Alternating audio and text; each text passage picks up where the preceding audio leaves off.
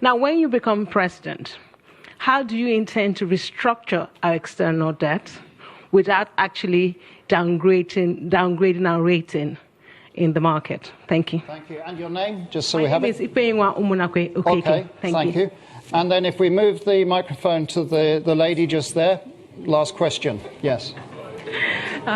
Good afternoon. Nice to see you again, Mr. Obi. My name is Kenneth Chukwuwabo. I'm a PhD candidate at the University of Cambridge. I study public-private partnerships in education.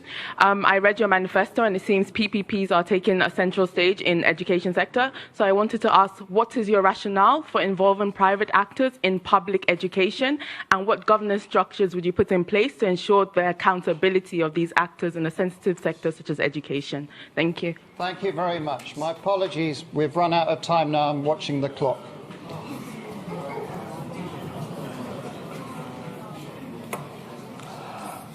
Okay. Alex, I hope you will allow me. There's somebody here that is so keen. When I was coming in, he had a question that is so interested, and is like, so I told him, if I have opportunity, I will request and answer it publicly. Okay. Let me again go. People are talking about the central bank governor. The problem, first, let me assure you, central bank will maintain its independence. It will be respected. And again, it is not the problem of the person there. Central bank have a role of monetary policy, if I'm right. Then you have this physical space. It's like a street football. When the person who is supposed to be in the physical space is no longer, it's like you go to a football match, and somebody who is supposed to play in a particular wing is no longer there. You find people playing various wings. The weakness of the physical space allows the monetary space to take over, and in supporting, because there's a weak governance structure, that is why we're able to do what we're doing. With what is happening today is happening. So if you're replacing Godwin and putting somebody with that level of fiscal rascality, which is what is fueling our inflation and even our rate of exchange today, these are some of the things you need to cut. As long as the government continues on that fiscal rascality, that situation will occur. That's what you need to fix. I won't say what will happen. His term is actually coming to an end. So it won't be too long. So that's that. I assure you that we'll deal with that. You asked about PPP in education.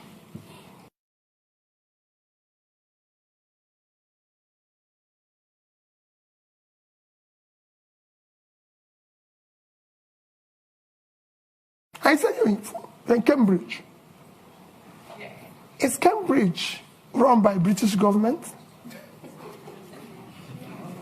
No, I just want to know, because I don't know. When we're talking about PPP in education, we're talking about tertiary education. We're not talking about basic education. We will ensure that basic education is free, and we will drive it aggressive, because we have 20 million out of school children in the north, which I've said we will deal with decisively, because those children mostly have learned Quran, which means they're intelligent. We'll meet them at the point of learning Quran and teach them skill. For the tertiary education, we must find a way to fund it in a collaborative way, public partnership, in order to be able to ensure that 4 years will be 4 years, not what is happening today.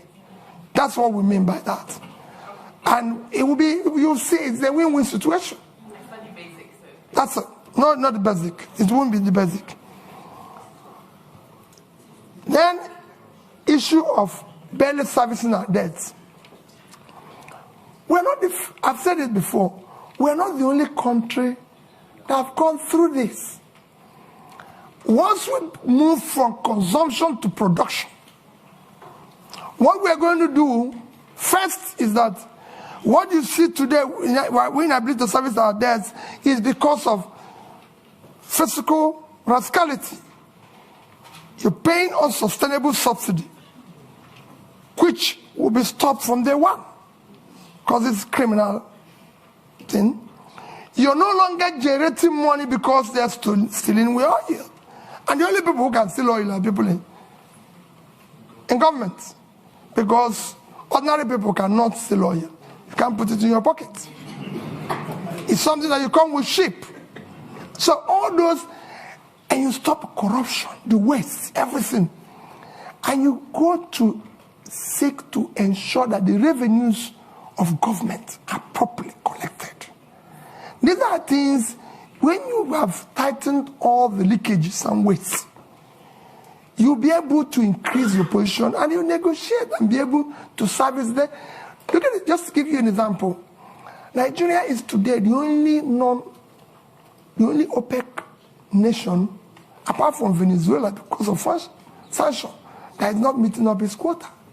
Because over the years of oil theft, the multinationals and everything have not been investing, coupled with the theft and everything. You're not realizing what you're supposed to.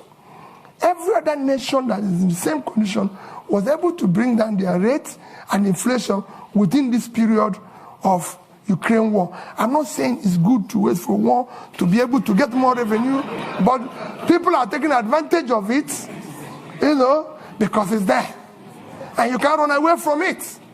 But we couldn't take that advantage. Our situation got worse because of poor management of our own physical space, which will change without an eye. And finally, like I said, somebody kept telling me that issue that people have been saying that if I become president, that there's issue of being, how do I say that? What word do they use? Stingy. Pat knew the question of stingy. How are you going to manage? Because they said you'll be stingy and everything. And let me say it publicly that people don't know what it is all about. At the heart of poverty is capital formation. And you can't go about capital formation without savings. Even in the most developed world, which is why I say that Japan holds highest amount of US treasury. If you listen or you go and read about what Professor Ragnar Nask done in the 50s, he showed it clearly. Capital formation is at heart of poverty. Without capital formation, you have low productivity, low income, and you produce poverty all over the place. What I was doing as governor, I was the best governor in Millennium Development Goals by the UNDP. You can go and check that. It's there. I won a prize for the best road network. I won the Gate Prize back to back on health. You can go and see what I did in health. Build scratch, teaching hospitals and everything. Improved #1 in education. And above all, I was able to save because I believe in future generation. If you look at that savings, I said future generation funding because we want to have proper capital formation to drive tomorrow. If I have opportunity in Nigeria, no matter what we do, we'll do the same thing. We must save for tomorrow. Because that's how you form capital to turn around tomorrow. So as the end, I appeal to all of you. There's nothing more powerful than an idea whose time have come. Victor Hugo. The time today is to have competent leadership with character, commitment and compassion. And that's what Nigeria is yearning for. That's what Dati and I are offering you. Let's have opportunity to build a better Nigeria. Thank you.